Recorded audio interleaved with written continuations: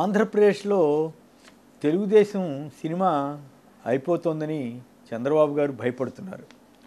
ఆయనలో ఒక రకంగా మేకపోతు గాంభీర్యం ఉంటుంది. పైకేమో డాంబికంగా మాట్లాడతారు, లోపలేమో వణుకుతుంటారు. అదే భలే తమాషా. ఏమడగమంటారు, డైలాగులు చెప్పడంలో డైలాగులు ఎట్లా కొట్ల ఆయన ఎవరి దగ్గరన్నా చెప్పించుకుంటారో లేదా తనే తయారవుతారో తెలియదు. కానీ మొత్తం మీద జగన్ సినిమా అయిపోయిందని ఒక స్టేట్మెంట్. ఏంది జగన్ సినిమా అయిపోవడం ఏంటి? ఆయన 151 సీట్లతో బ్రహ్మాండంగా పాలనలో ఉంటే, అధికారంలోకి వస్తే 5 ఏళ్ల తర్వాత అనేక రకరకాల స్కీములు వీటితోటి ఇవన్నీ చేస్తాయి. ఒక పక్క ఏమో చంద్రబాబు గారు తెలంగాణలో ఎత్తేసారు దుకాణం. జాతీయ పార్టీ మేము తెలంగాణలో పోటీ చేస్తాం, తెలంగాణలో కూడా అధికారంలోకి వస్తామని మొన్నటిదాకా ఆయనే కదా చెప్పింది. మరి ఇప్పుడు ఏమైంది? తెలంగాణలో దుకాణం బంద్ చేశారు.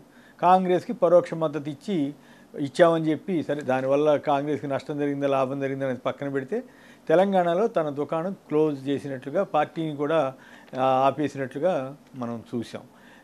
అక్కడేమో మూసేశారు. అక్కడ సినిమా అయిపోయింది తెలంగాణలో.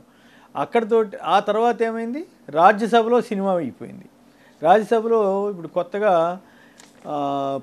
ముగ్గురు ఎంపీలు, వైవి సుబ్బారెడ్డి గారు, రఘునాథ్ రెడ్డి, మేడా రఘునాథ్ రెడ్డి, అట్లాగే గోలబాబురావు, వీళ్ళ ముగ్గురు ఏకగ్రీవంగా ఎన్నికైపోయారు.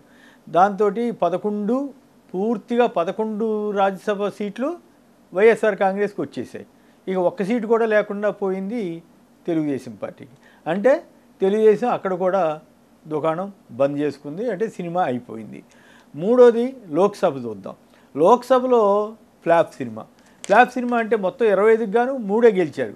ఆ మూడిట్లో కూడా ఒక ఆయనేమో విజయవాడ కేసినేని నాని గారు, నీతోటి నాకు కుదరదు, నీవు మోసగాడు అని చెప్పి చంద్రబాబుని ఉద్దేశించి మోసగాడు అనేసి ఆయన వైసీపీలోకి వచ్చి ఆయన అక్కడ పోటీ చేస్తాడు.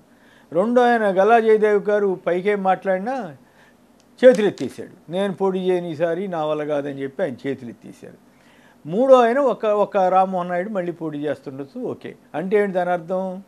3 వంతుల సినిమాలో 2 వంతులు సినిమా అయిపోయింది, క్లోజ్ అయిపోయింది, దుకాణం బంద్ అయిపోయింది, ఒక్కళ్ళే మిగిలారు. మరి అప్పుడు లోక్సభలో సైతం ఎవరి సినిమా అయిపోయినట్లు? మరి అసలైనా ఆ సినిమాతోటి పోల్చడం ఏంటి? ఎంత సినిమా పార్టీ అయినా కూడా, ఎంత సినిమా వాళ్ళతోటి సంబంధాలు ఉన్నా కూడా అది తనకే తగులుద్దని అర్థం చేసుకోవాలిగా. ఇక్కడ ఇంకో మాట చెప్పాలి. రాజ్యసభ సీట్లలో అప్పుడు ఈ క్యాండిడేట్లు మార్పులు చేర్పులు జరుగుతున్నప్పుడు ఈనాడు వాళ్ళు ఏం రాశారో గుర్తు తెచ్చుకోండి. జగన్ వెన్నులో వణుకు ఏంటంటే, రాజ్యసభ ఎలక్షన్స్లో వస్తున్నాయి, వైసీపీ ఎమ్మెల్యేలంతా ఇటు టీడీపీకి వచ్చేస్తారు, టీడీపీ క్యాండిడేట్ని పెడుతుంది, టీడీపీ వాళ్ళు గెలిచిపోబోతున్నారు అన్నట్లుగా రామోజీరావు అర్థం పర్థం లేని రాసలు పచ్చి ఫిరాయింపు ప్రోత్సహించు వార్తలు రాసి, ఇవాళ ఏమైంది? ఎవరు వణికారు? చంద్రబాబు వణికాడా, రామోజీరావు వణికాడా, రాధాకృష్ణ వణికాడా? చంద్రబాబు గారి వెనకాల నిలబడి కర్రలన్న ఊత వేసి రామోజీరావు నిలబెట్టి పోటీ చేయించే పని కదా. ఎందుకు పోటీ చేయించలా? ఇక గత శాసనసభ ఎన్నికల్లోనే 23 సీట్లకు పరిమితమై ఫ్లాప్ షో అవటం వల్లే కదా ఇవాళ రాజ్యసభ కూడా ఖాళీ అయిపోయింది. అది ఫ్లాప్ షో అని చెప్పరు, ఇంకేముంది మేము వచ్చేస్తున్నాం అది ఇదని చెప్తారు.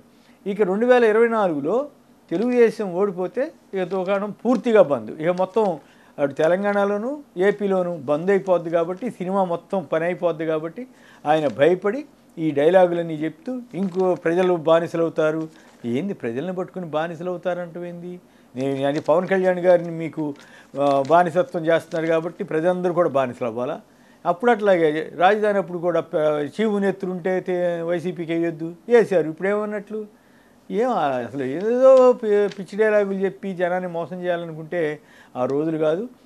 అయిపోయింది జగన్ సినిమా కాదు, చంద్రబాబు సినిమా అయిపోద్ది అనేది మనకు వస్తున్న ఇండికేషన్స్. దానికి ఆధారమే రాజ్యసభ, లోక్సభ, తెలంగాణలోని పార్టీ ఎత్తివేయటం, రాజ్యసభ మొత్తం ఖాళీ అవ్వటం, రేపు ఆంధ్ర ఎన్నికల్లో కూడా ఓటమి ఎదురైతే జరిగే పరిస్థితి.